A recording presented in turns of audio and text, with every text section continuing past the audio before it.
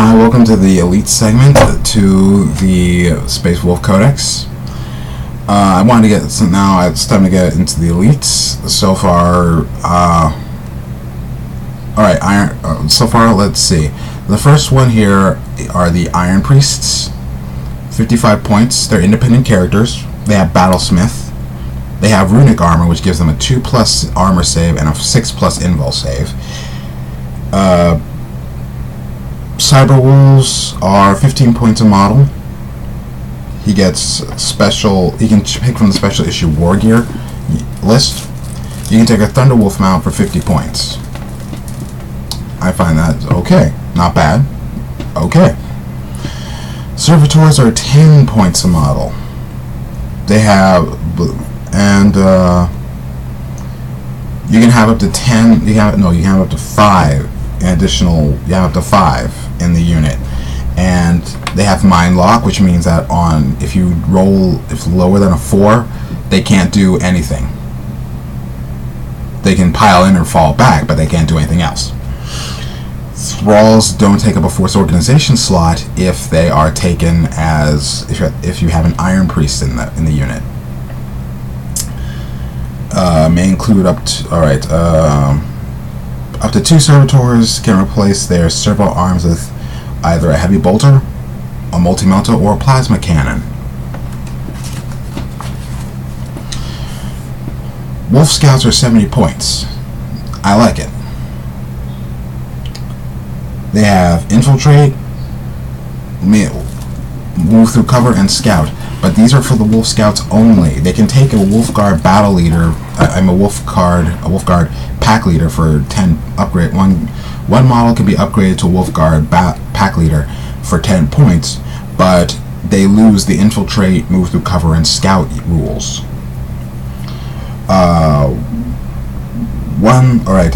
Wolf Scouts can take Camo Cloaks for 2 points, but and I would say make sure they have Camo Cloaks because it's a lot better. Wolf Guard Pack Leaders can take melee or ranged weapons. Wolf Guard Pack Leader can also take Melter Bombs. Any Wolf Scout may replace his bolt gun with a Space Marine shotgun or a close combat weapon for free. They can also take a sniper. They can also take sniper rifles for 1 point per model. Up to 2 Wolf Scouts may replace their bolt guns with a plasma pistol or a power weapon. I find the Wolf Scouts are fair. Yes, they lost their behind enemy lines rules, but they're still very competitive. They're actually because give them a melta gun and your opponent's in trouble.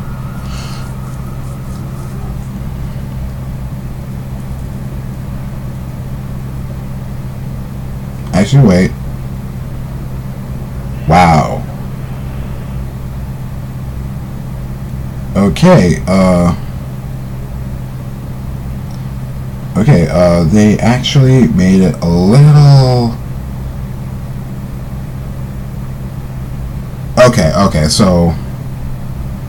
Alright, so they can still take special weapons and heavy weapons, but they can't take both. Actually, I think they did that in the previous edition. You could only take... one guy could have only one guy could have the special weapon. So technically, a heavy bolter. So one guy can take a heavy weapon. One squad can take a heavy weapon. The other squad can take a special issue weapon. Lone Wolves. They've made them score. They did not make them scoring units. And just to make this clear, a lot of people for the previous edition thought that if the lone wolf dies, then if say I played a lone wolf and my opponent killed him, I don't get a victory point. I think a lot of people got that mixed up, but he doesn't get a victory point if he dies. I didn't get a victory point if he died.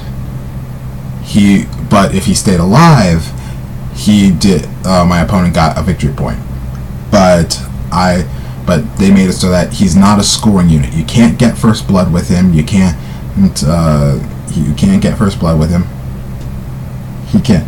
He's basically he's all alone. He's not part of the Force organization chart. He's fearless, has feel no pain, and monster hunter. He's also an eternal warrior. You can take Fenrisian wolves for 8 points. You can take 2 Fenrisian wolves for 8 points each. You can take melta bombs for 5 points. He can replace his power armor with Terminator armor for 30 points. And this is what I like. And this is what I suggest. Deep strike your lone wolves, people. They will be excellent. Dreadnoughts are 95 points. Regular dreadnoughts. You can boost them up to a venerable dreadnought for an additional 25. Regular dreadnoughts. Dreadnoughts can replace their power fists, and with built-in storm bolters with a Great Wolf Claw. Great Wolf Claws are strength times 2 AP2 melee with shred. They're specialist weapons though.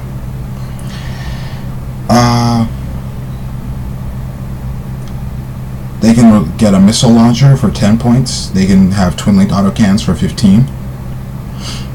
You can replace their built-in storm bolters with a heavy flamer. They can take extra armor. Smoke launchers are now an option to take. So you have to be very specific. Like, what are they going to do? A venerable dreadnought.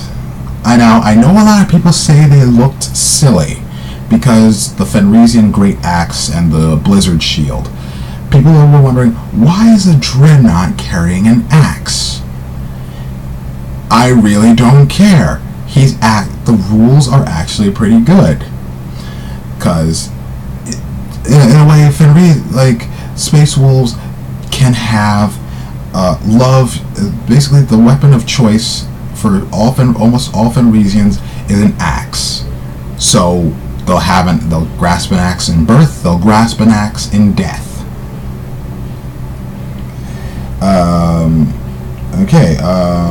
They can take drop pods as dedicated transports.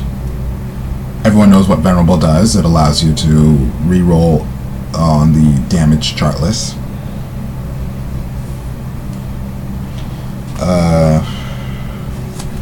Murderfang, one of the elites. Everyone always says Murderface. I don't care if you have problems naming them. I don't care. I like the model. I even love the name. Murderfang's 135 points. Everyone knows that if they've gotten the White Dwarf. Weapon skill 5, ballistic skill 3, strength 6, front armor 12, side armor 12, rear armor 10, initiative 4, attacks 4 with 3 hull points. He has Searchlight. Now he has Furious Charge. It will not die, Rage, and Rampage. If you roll your dice right, you can have up to 10 attacks. And that's with his Murder Claws. Murder Claws are... Alright, now Murder Claws are 2 weapons. One has a Storm Bolter, the other has a Heavy Flamer. He has a Strength 7, AP2, Master-Crafted Shred Specialist Weapon. He can also take a Drop Pod. He has the rule Murder Lust, which makes him ignore Crew Shaken and Crew Stunned results. But he still loses his hull point, but his It Will Not Die rule is going to be excellent to get through. He has Rage. I love it. Rampage gives him D3 attacks if he's outnumbered, which he's good. He's going to be. All right. Now here's the thing. They changed Wolfguard in a way. They turned Wolf Guard into two different variant units. One are the regular power armored Wolf Guard. The other are Wolf Guard Terminators. Regular power armored Wolf Guard, 90 points each. They all have 2 attacks. They can also have a pack leader. So that's 5 points. That's 5 models that at 90 points. The whole unit may take jump packs, Space Marine bikes, jump packs for 3 points, Space Marine bikes for 7. May select a Rhino or Razorback. They can take Rhinos, Razorbacks, drop pods, Stormwolf gunship, Stormwolf assault transports, Land Raiders, Land Raider Crusader, or a Land Raider Redeemer as a dedicated transport.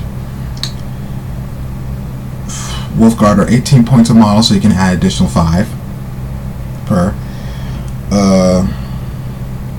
A model may replace their bolt pistol and or chainsaw with a bolt gun for free.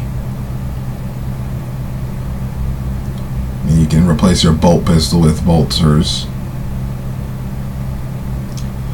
I don't think I wonder why you do that, because these guys are tough. Any model may take melta bombs for 5 points. Now to the Terminators. They're pretty much the same, except that the unit composition is 3 models. Terminators are 33 points per. They can take thunder. Alright, any model may replace their Stormbolter and power weapon with one of the following: a Thunder Hammer and Storm Shield. You can't take one or the other. Actually, you can, but because the Storm Shields are now free. You can take 2 Wolf Claws for 15 points. Any model may take items from the Terminator's weapon list. For every 5 models in the unit, 1 model may choose one of the following: they can replace their Stormbolter with a heavy flamer. They can replace their Stormbolter with an assault cannon, or they can take a Cyclone missile launcher. They are able to take a Stormwolf, Land Raider Crusader, or a Land Raider Redeemer as a dedicated transport.